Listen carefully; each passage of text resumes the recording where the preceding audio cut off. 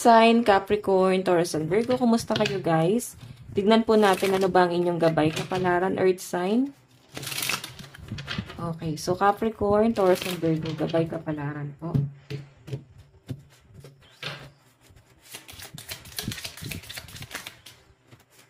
Okay, meron tayo guys, Queen of Swords. Actually, yung iba sa inyo guys, natuto ka ng maging matigas.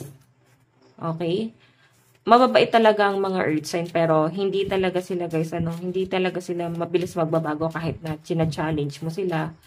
Kahit na para bang masamang tao yung kaharap nila, hindi talaga sila mabilis ma-impluwensyahan. Okay? So, ma-impluwensyahan lang yan guys. Kung merong offer. Offer, di ba? So, tignan natin guys. Ayan, meron kayo guys pinapanindigan ngayon.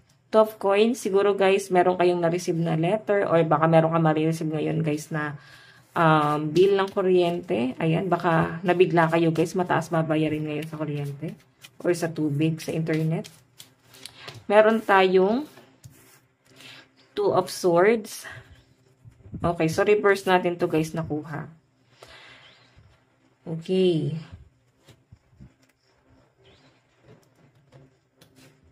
May sulat pala to guys pag naka-reverse. May nakasulat pala pag naka-reverse. Ngayon ko lang napansin. Ayan. Seeing the truth, no right path. Analysis, paralysis. Meron siguro kayo guys nalaman or natuklasan patungkol sa mga documents or pwedeng sa property. Meron kayo guys ngayon pinaglalaban, no? May nabunyag, ganon. So, parang nalaman siguro guys na mga earth sign yung panloloko na ginagawa sa inyo. Kumbaga parang sa haba ng panahon ngayon, ngayon nyo lang guys na-discover yung totoo. So, pinapakita sa akin dito. Okay, so kung ano man guys yung malalaman mo or pwedeng message, baka meron ka marireceive na message guys na maaaring makakapanakit talaga sa damdamin mo. Okay, so tingnan pa natin. Earth sign.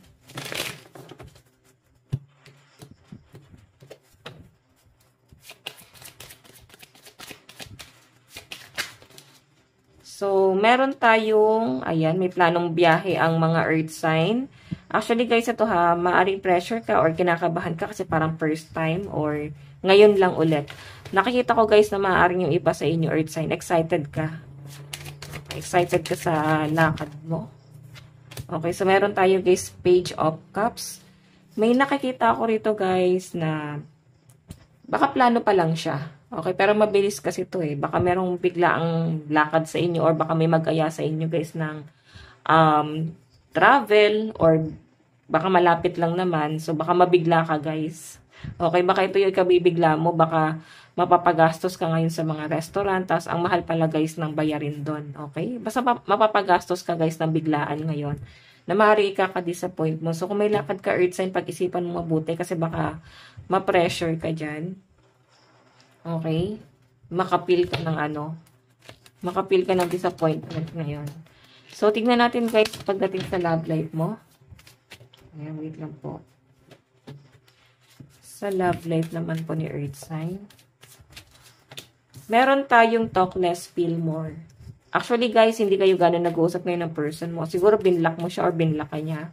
Or parang ano kayo ngayon. Parang tahimik lang kayo ngayon.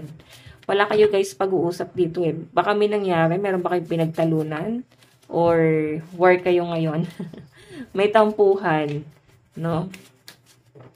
So, hayan yung nakikita ko dito guys. Mukhang maayos nyo rin naman to guys. Kailangan nyo lang siguro muna ng time sa isa't isa kasi mukhang hindi ka talaga kayo guys nag-uusap. Or pwede iba sa inyo guys ayaw makipag-usap. Okay, pagdating sa pera, meron tayong embrace the flow of life. Yung iba sa inyo guys, go with the flow na lang. Kung baga magkaroon ng pera sa wala, parang okay na lang din yung iba sa inyo. Hindi na kayo guys na hindi na lang kayo guys dumedepende sa pera. Sa pinapakita sa akin. Parang bahala na, basta kung anong meron, biyaya na para sa inyo guys. Na parang thankful na kayo doon. Tignan po natin, pagdating naman sa inyong trabaho. Okay. Siguro guys, meron kang inaasahan kasi na pera or baka may paparating na pera sa inyo. Or baka iba sa inyo guys, walang trabaho. Kaya go with the flow na lang kayo. Ine-enjoy nyo na lang guys yung bawat segundo or araw ng buhay na meron tayong.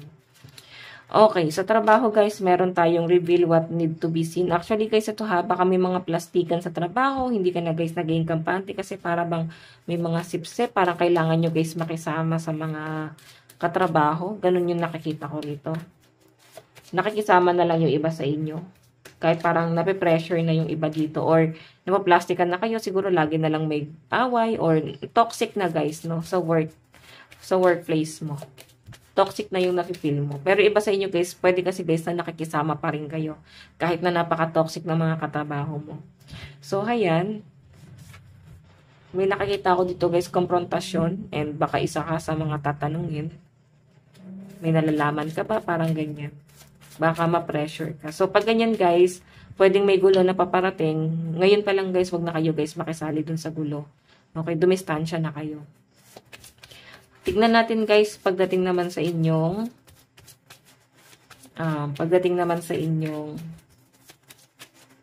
pamilya. Ayan, wala na tayong kaibigan. Pamilya na lang guys, step up and lead. So alam nyo Earth sign, ikaw na lang ang nagpapalakas ng loob ng pamilya mo. Kumbaga, kung wala ka guys, para bang feeling nila, babagsak sila. So, Earth sign na yan, mukhang mababait naman guys yung family nyo. Sobrang humble naman. And thankful naman kayo guys na kahit papano. Supportive naman sila guys sa mga ginagawa nyo. Okay, so pero ikaw guys yung para bang role model nila dito. So guys, ang possible na kadil mo is Pisces, Gemini, Scorpio, and Capricorn. Tingnan natin. Okay. Love advice, meron tayong new love. Ayan, mukhang may bagong paparating talaga guys. Okay. So, maaari guys, nasa talking stage pa lang kayo nito. Kaya siguro hindi kayo guys nag-uusap. Parang nagpapakiramdaman. Wala kang emosyon kasi bago pa lang tong tao na nakikilala mo. Okay. Meron tayong deception. So, maaari guys, ito may ex ka rin dito guys na baka babalik sa inyo at niloko ka talaga nitong taong to. Yung iba naman dito guys, baka naka-feel kayo na parang bigla na lang kayong ginose. Okay, ng person nyo. Kumbaga, wala pa nga guys sa pinaka-climax. Bigla na lang kayo guys. Ginose. Okay, so tignan natin guys. Ano bang inyong advice? Meron tayong clear your energy field. Ayan. So guys, siguro kailangan nyo guys mag-cleanse. Okay, sa paligid nyo. Mag-cleanse kayo guys ng paligid nyo or mag-ano kayo guys, ritual. Naialis na guys yung mga negative energy na nasasagap mo sa ibang tao. Na-absorb mo, no? So, guys, ayan, ang lucky number mo is 10 and 39. Ayan, kagaya na sabi ko kanina, mukhang may biyahe, may planong magbiyahe. So, guys, ito lang po ang inyong reading. Maraming salamat po. Bye-bye!